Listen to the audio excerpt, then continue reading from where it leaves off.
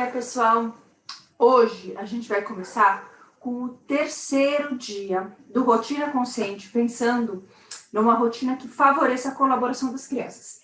E especificamente nesse dia, como eu disse ontem, eu entendo que para a colaboração das crianças, a parte mais importante é a questão da comunicação.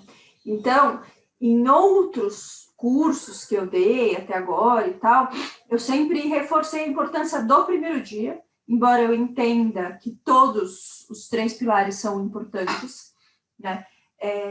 Mas, em geral, a observação é o ponto crítico, né?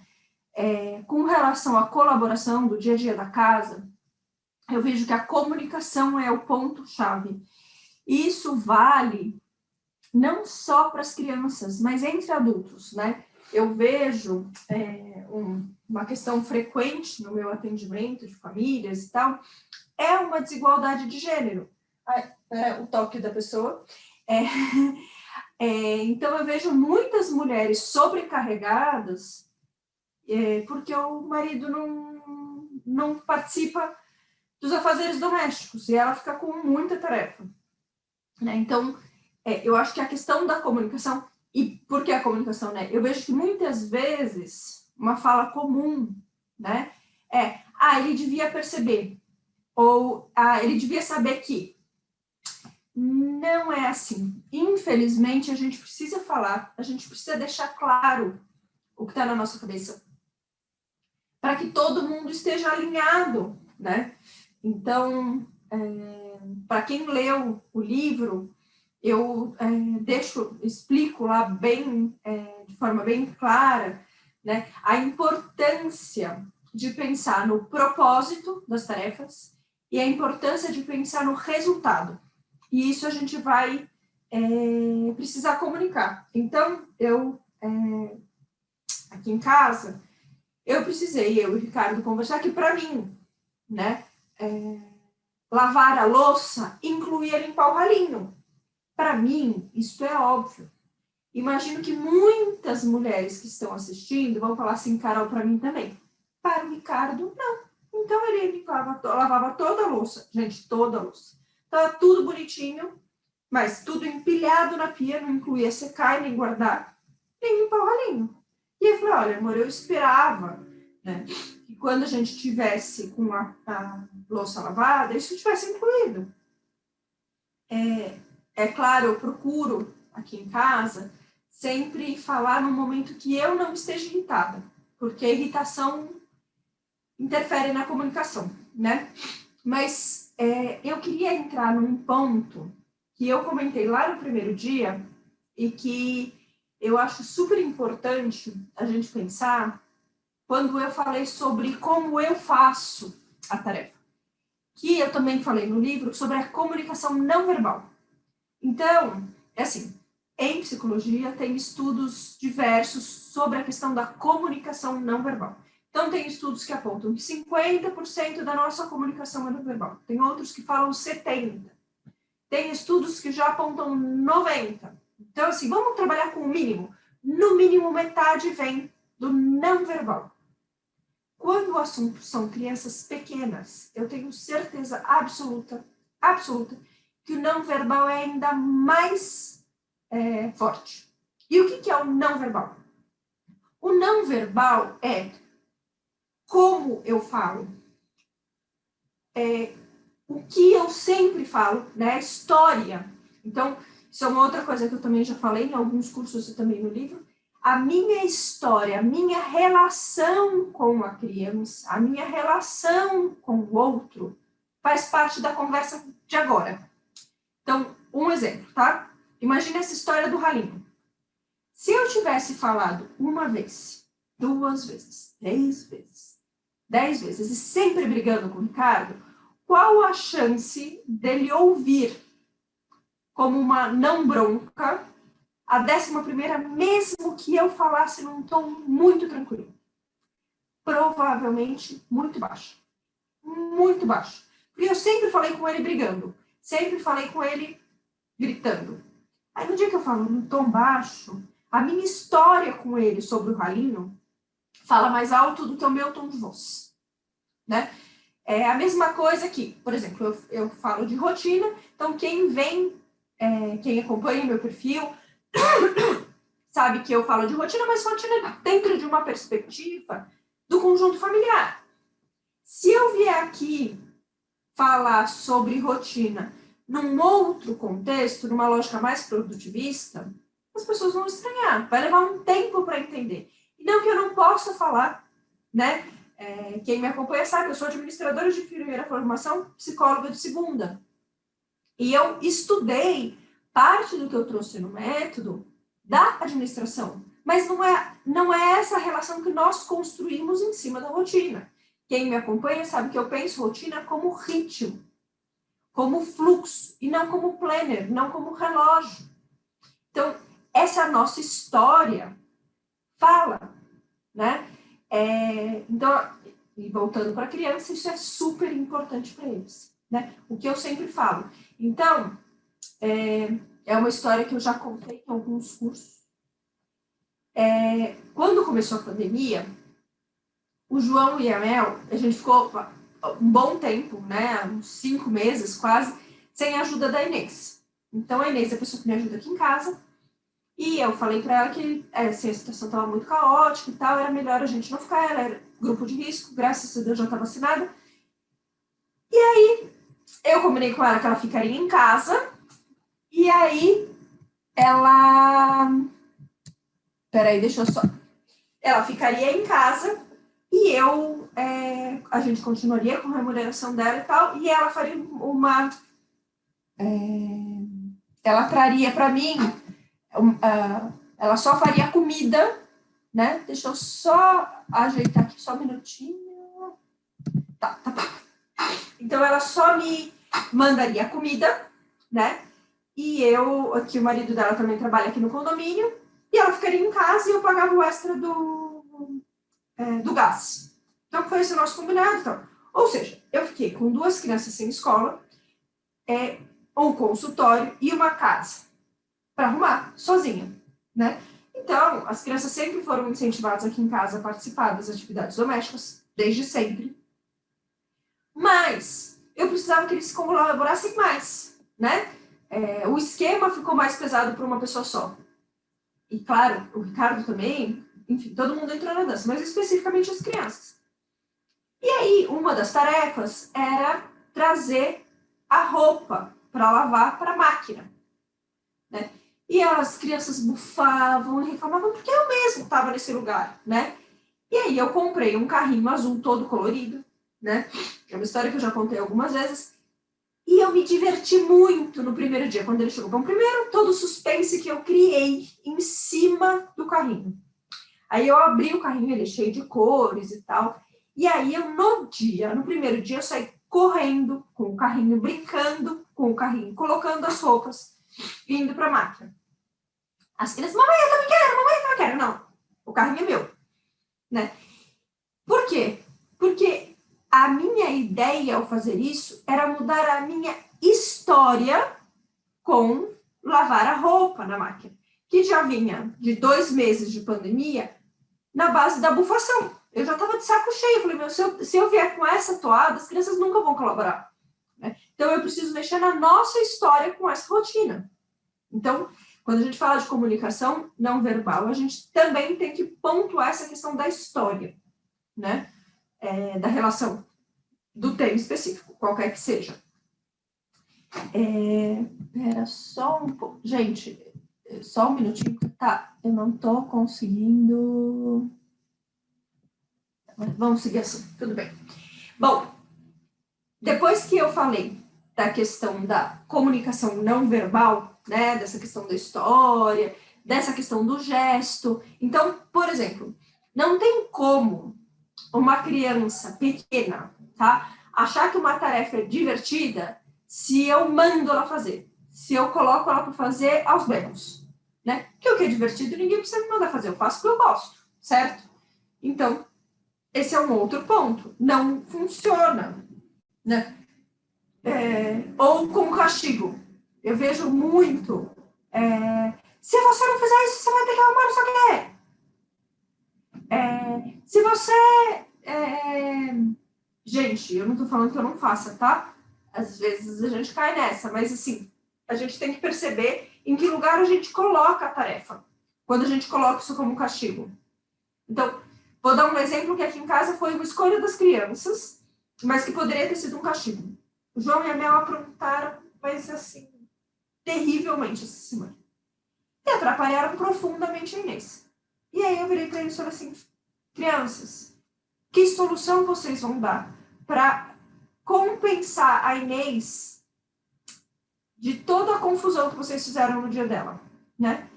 E aí as crianças propuseram a Mel lavar a louça do café da manhã, eu até publiquei ela lavando a loucinha no Instagram, e o João de passar o aspirador na casa, né? Então eles fariam isso porque eles atrapalharam o dia dela, não deu conta de fazer as coisas e tal, e a culpa foi totalmente deles.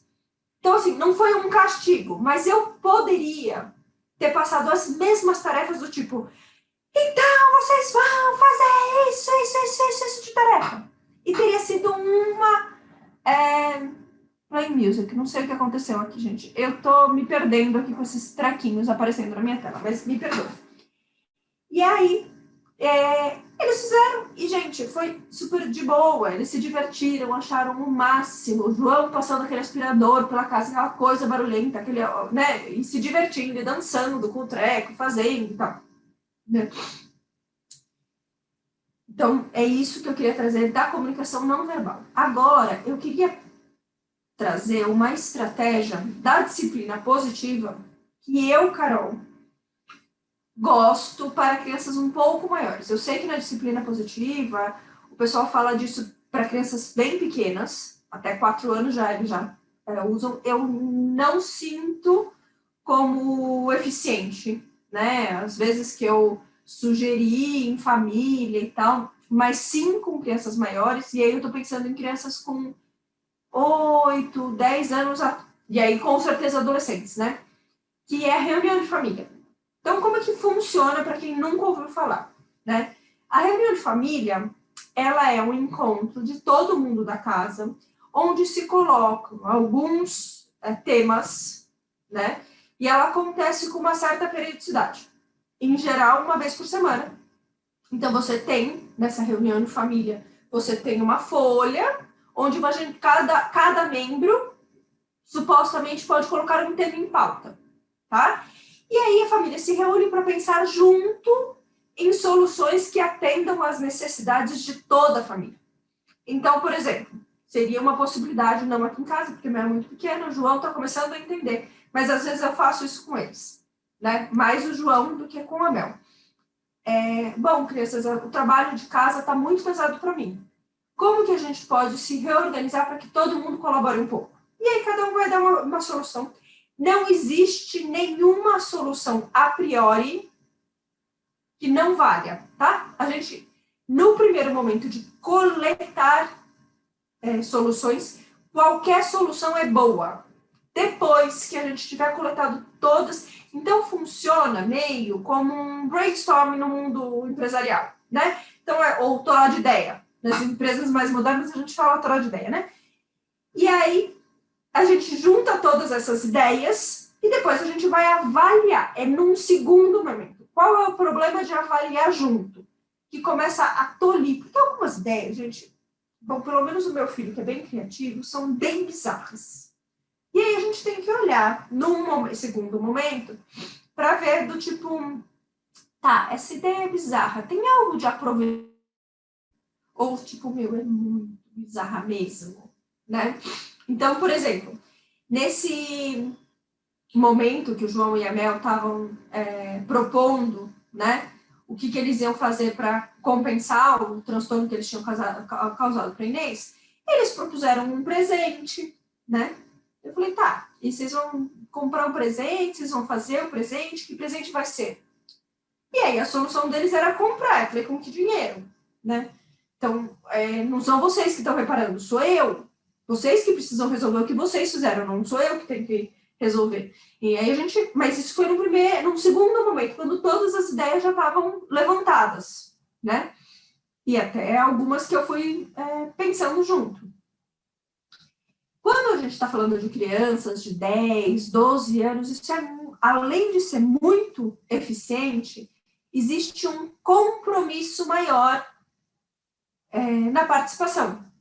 Então, quando a gente faz essa proposta para uma criança de 12 anos ou 14 anos, se eles tiveram a oportunidade efetivamente de expor as suas ideias e naquilo que foi possível ela foi acatada, a chance de adesão é muito maior. Então, eu vou contar um caso. Tinha um paciente meu que ele detestava, mas ele odiava profundamente o fato de que ele tinha que chegar da escola, na época que existia escola, né, gente, assim, não era virtual, e fazer lição de casa. Ele estava com fome, ele estava cansado, ele estava irritado. E para a mãe dele, ele tipo, ele não faz lição, blá, blá, blá, blá, blá.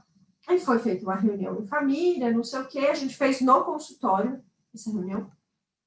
E ele falou, não, mas eu só queria não ter que fazer a lição quando eu chego da escola. Eu queria poder fazer a lição depois do lanche, porque eu tive tempo de descansar, eu tive tempo de brincar, eu tive tempo de comer.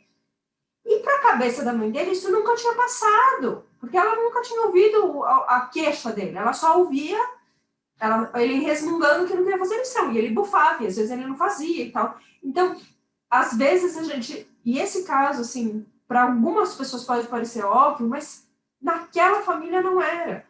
E o que parece óbvio para a gente pode não ser para o outro, e o que é para o outro pode não ser para a gente. Então, essas reuniões, essas trocas, com uma escuta livre de julgamento de verdade, né? Eu preciso realmente me colocar num lugar assim, toda ideia que vier é uma ideia.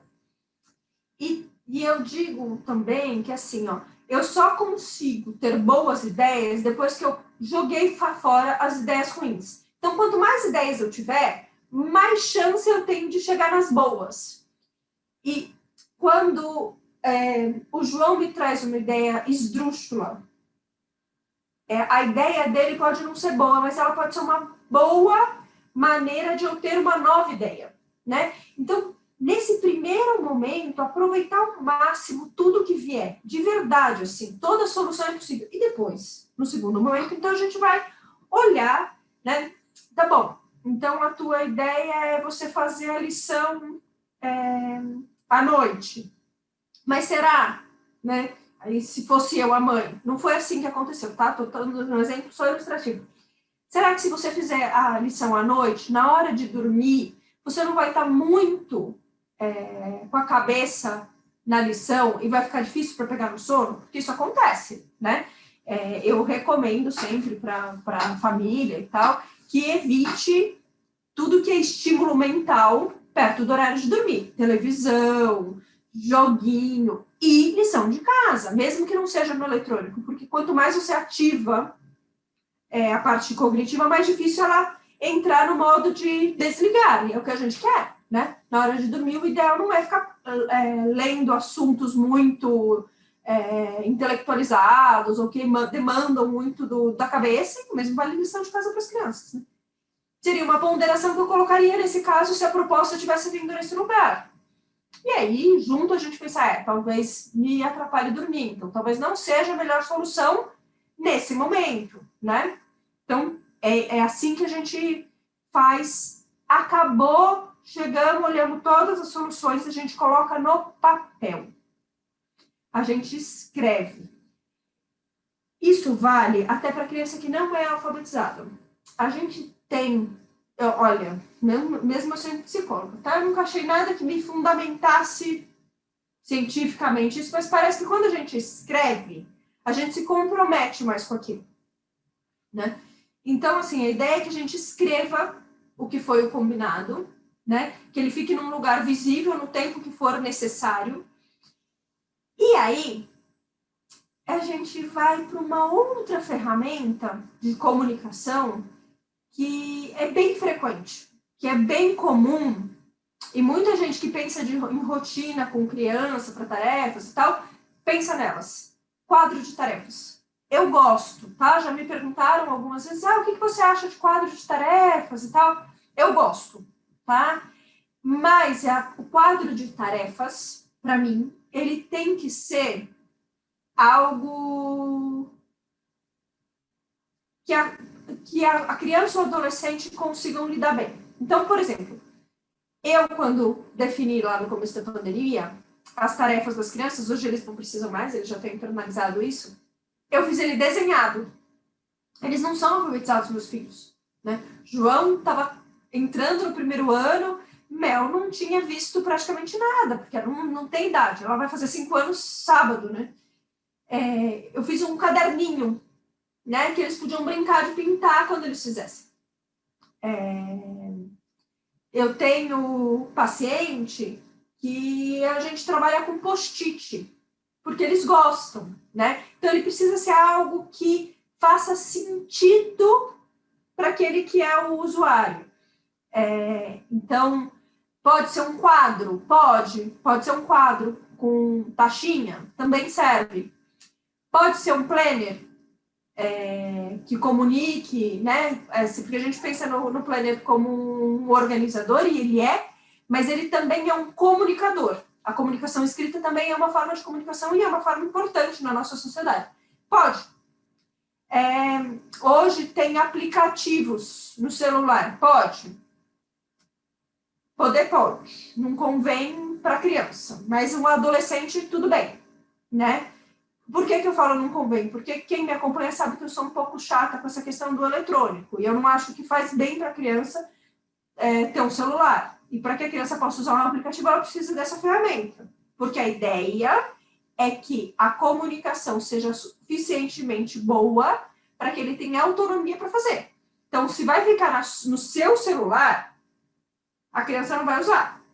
E aí não serve para nada, né? Assim como um planner que fica guardado na tua gaveta. Também não serve. Tem que ser algo que esteja na mão daquele que executa, a criança, né?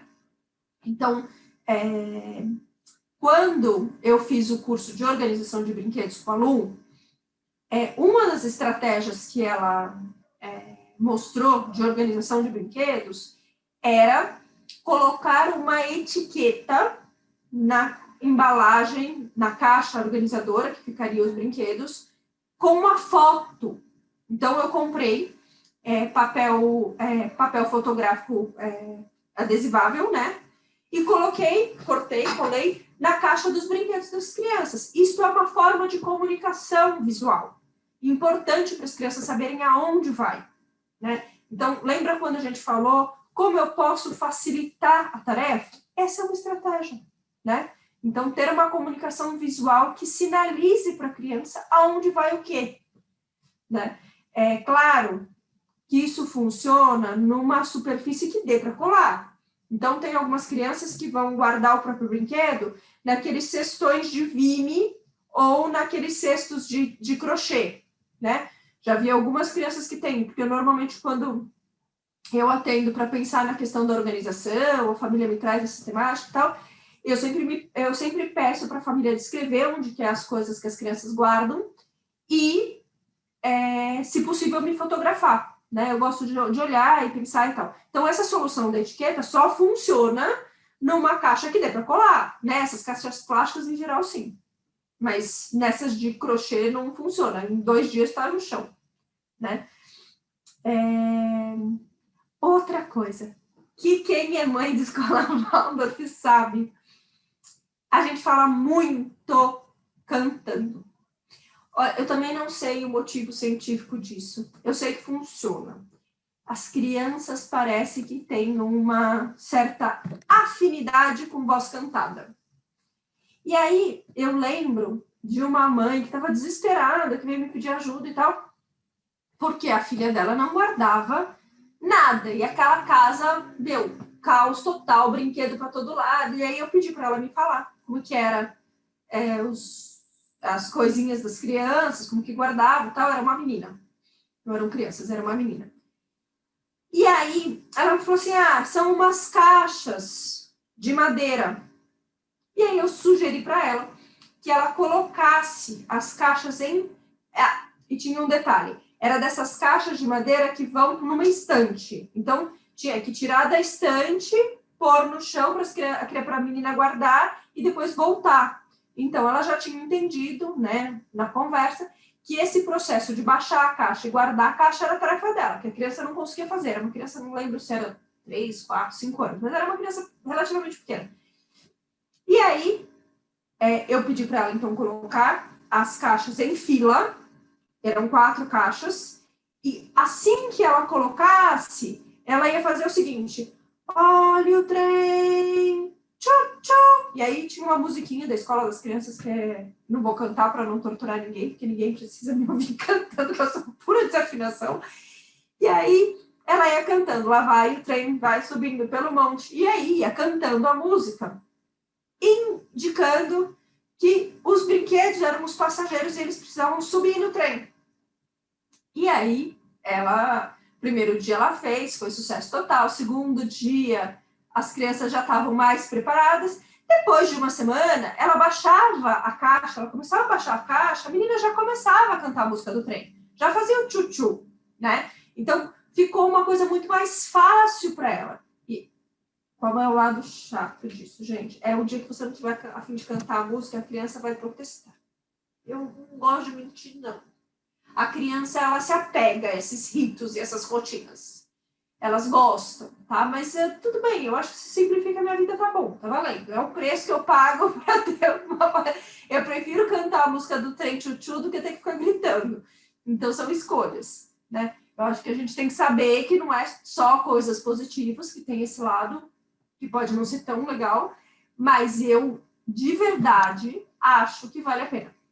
Minha opinião pessoal. E aí, né, acho importante comentar. Deixa eu ver se eu lembro de mais alguma coisa. Então, de falar cantar. Outra coisa. Eu amo de paixão comunicação não violenta. Mas quem conhece a obra do Marshall e tal, conhece assim, porque eu acho que ele traz uma forma de pensar a comunicação mais do que um método, de uma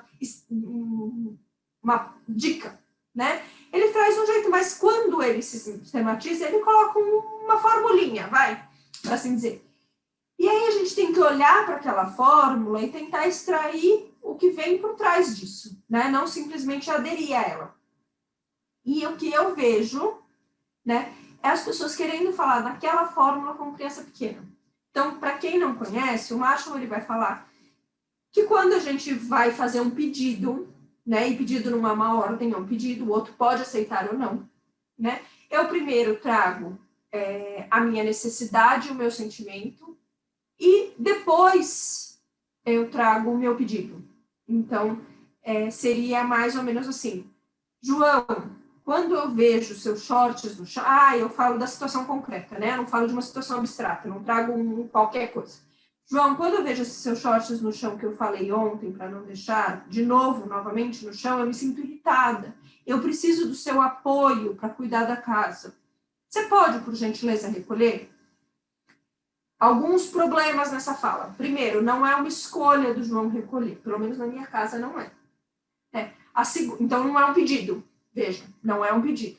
A segunda, essa fala, ele tem 8 anos. Essa fala é longa, mas é longa demais. Quanto mais breve, melhor.